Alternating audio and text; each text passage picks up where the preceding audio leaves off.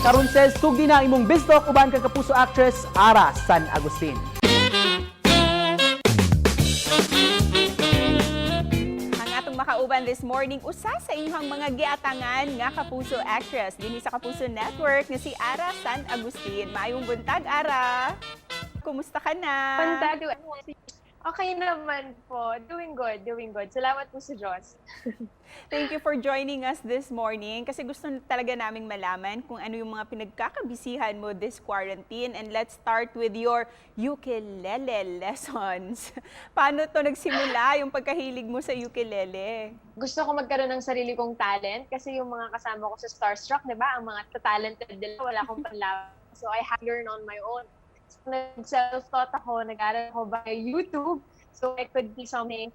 Tapos, ayun, para may ma-present din ako sa audience. And I also love singing, so bumagay naman siya.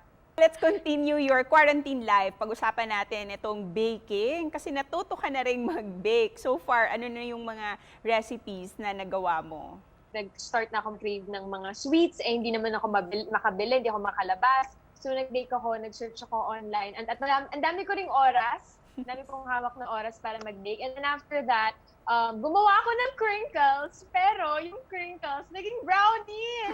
Kamali ako, hindi ko alam kung ano nangyari. Well, sinuport naman ako ng family ko, kaya naman nila, inubos naman nila.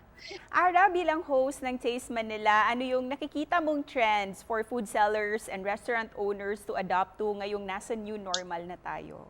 Para sa mga pagkain naman, yung mga merienda snacks, yun yung mga nauuso ngayon. At saka yung mga kakaiba, yung may mga twist na mga cuisines siguro, minsan may mga fusion, like for example, Filipino food na may twist into gagawin nilang, sasamahan nila ng pagka-Japanese. Yung parang mga ganun. Parang kakaiba sa mata ng tao and sa imagination ng mga tao. And let's talk about Taste Manila. Ano yung mga pinaghahandaan yung segments para sa mga viewers natin? We started taping, medyo nag-iba na kami ng tema. So, it's of course, it's still food along the metro, pero we are shooting our episodes at home. So basically, it's going to be like a DIY shoot setup. And Arra, aside from hosting, hinahangaan ka din sa acting mo. And for your future projects, may gusto ka bang role na gampanan? I still want to hone my skills in heavy drama. I don't think I'm satisfied enough with with my previous performances. Mas gusto ko pa siyang mas ma-explore, mas gusto ko pa siyang ma-expand.